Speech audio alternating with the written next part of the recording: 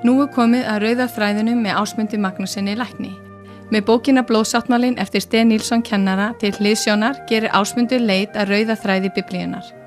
Hann tekur okkur inn í fortíð Ísraelsmanna og rannsakar hefði þeirra og fórnarathafnir.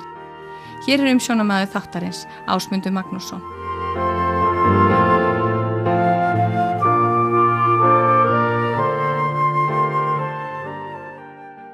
Komiði sæl. Kaflinn sem við ætlum að fjalla í dag heitir Umskurn hjartans. Í upphafi þessar athugan okkar á blóðsáttmálanum sáum við að þegar tveir menn skáru með sér blóðsáttmála, létu þeir sárið gróa þannig að ör varð á líkamanum. Það átti að vera sýnilegt merki þess að viðkomandi var í blóðsáttmála með einhverjum. Í blóðsáttmála gefast menn öðrum þannig að þeir tilheyra hver öðrum, þeir urðu eitt. Innsiglið á sáttmála Abrahams við Drottinn var umskurnin sem á sinn hátt þýddi að sáttmálinn gilti einnig fyrir afkomendur hans frá kynslóð til kynslóðar. Stimplaðir sem eign hans. Í nýja sáttmálanum, í blóði Jesú, er umskurnin annars eðlis. Hún er andleg athöfn sem er framkvæmd af Guði sjálfum fyrir hinn heilaga anda og nefnist umskurn hjartans. Hún felst í því að fjarlæga holdlega hjartað og setja í stað nýtt hjarta sem verður bústaður heilags anda. Og í þessu rætist spádómsorð í Jeremía, sem stendur í Jeremía 31, vers 31-33.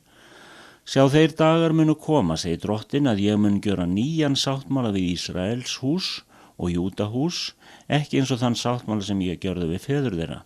En í þessu skal sáttmálinn fólgin verða, sá ég gjöri við Ísraels hús eftir þetta, segir Drottinn. Ég legg lögmál mitt þeim í brjóst og rita það á hjörtu þeirra, og ég skal vera Guð þeirra og þeir skulu vera mín þjóð. Það sem gerir þá kristnu ólíka öllum öðrum er hinn heilagi andi. Það er fyrir hinn heilaga anda sem maðurinn fæðist að nýju og verður ríkisborgari í Guðs ríki. Innsigli er stimpill sem gerir skjal löglegt. Á dögum Biblíunnar höfðu menn ekki alltaf peningameðferðis þegar þeir fóru út að versla. Menn höfðu stimpil, oftast innsiglis hring. Það sem menn ætluðu að kaupa var stimplað og sótt seinna. Engin annar gat í millitíðinni keypt það sem var stimplað.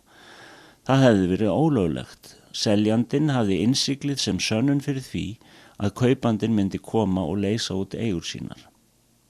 Í nýja sáttmálanum með Drottni höfum við verið merkt með hinnum heilaga anda.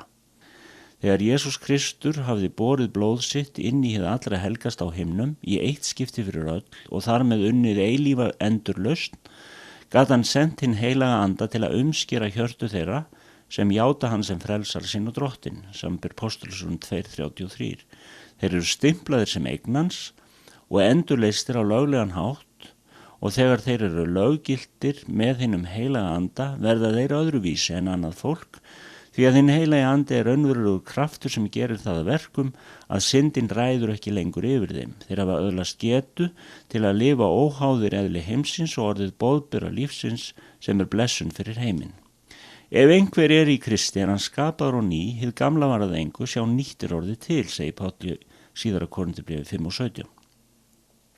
Og í Kólossabrifinu 2:11 segir hann: Í honum eru þér einnig umskurnir þeirri umskurn sem ekki er með höndum gjörð heldur með umskurn Krists við að afklæðast hinnum synduga líkama. Fyrirframgreiðsla á arfi þínum. Við endurfæðinguna skeður eitthvað hjá þér, eitthvað alveg nýtt kemur inn í líf þitt. Þú hefur eignast nýjan anda og nýjan mátt. Hinn heilagi andi umskar hjarta þitt, andaðinn, og tók í burtu gamla eðlið og gaf þér sitt eigið eðli í staðinn. Sjá síðara Pétursbréf 1:4. Hann gaf þér kærleika Guðs, frið hans og gleði sem eru mikilvægustu og áþreifanlegustu einkenni eðlisbreytingar þinnar. Hið nýja byggist þó ekki fyrst og fremst á sýnilegum einkennum, heldur endurfæðingu anda þíns fyrir kraft heilags anda. Þetta kallar Biblían umskurn hjartans. Þessi umskurn er innsiglið á nýja sáttmálanum, á sama hátt og umskurnin í gamla sáttmálanum var innsiglið þess að menn voru niðjar Abrahams. Við umskurn hjartans sest hinn heilagi andi að í þér og þú verður musteri heilags anda. Einungis hinn heilagi andi getur endurskapað anda þinn og varðveittan, Hann er pantur, fyrirfram greiðsla á arfi þínum sem gefur þér fullviss að þú sért eign hans og munir dag einn verða sóttur til að fara heim. 2. Korintharbréf 1:22. Páll orðaði þetta á eftirfarandi hátt í Efesusbréfinu 1:13-14.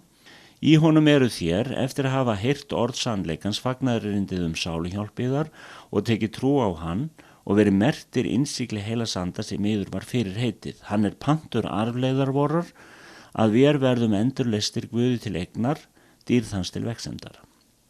Umskurn hjartans er þó ekki það sama og að fyllast heilugum anda eða verða skýrður í heilugum anda. Í Nýja testamentinu eru margar frásagnar af endurfæddu kristnu fólki sem ekki fylltist heilugum anda við endurfæðingun heldur seinna. Þegar Páll kom til Efesus fann hann kristið fólk sem hafði ekki enn fengið vitneskju heilagan anda. Eftir að hafa hlýtt á fræðslu öðlaðist það trú fyrir því sem gæti gerst með það og fylltist þá heilugum anda og gjafir andans fór að koma í ljós. Fjárhirsla blóðsáttmálans. Ef gamli sáttmálinn var svona stórkostlegur fyrir þá sem voru andlega dauðir, hvernig ætti þá ekki nýji sáttmálinn að vera þeim sem eru einn andi ásamt drottni?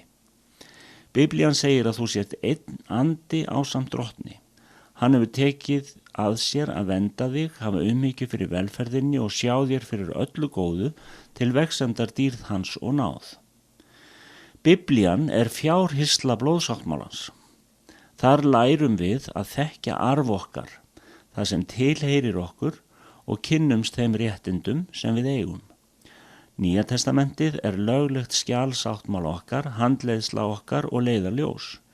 Í þessari bók kunngerir hann oss leyndardóm vilja síns þá ákvörðun sem hann hafði með sjálfum sér ákveðið að framkvæma fylling tímans kæmi.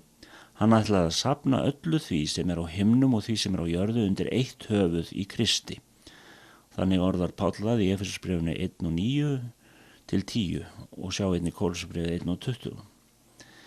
Þetta er gífurlegt. Hvernig getum við skilið þetta?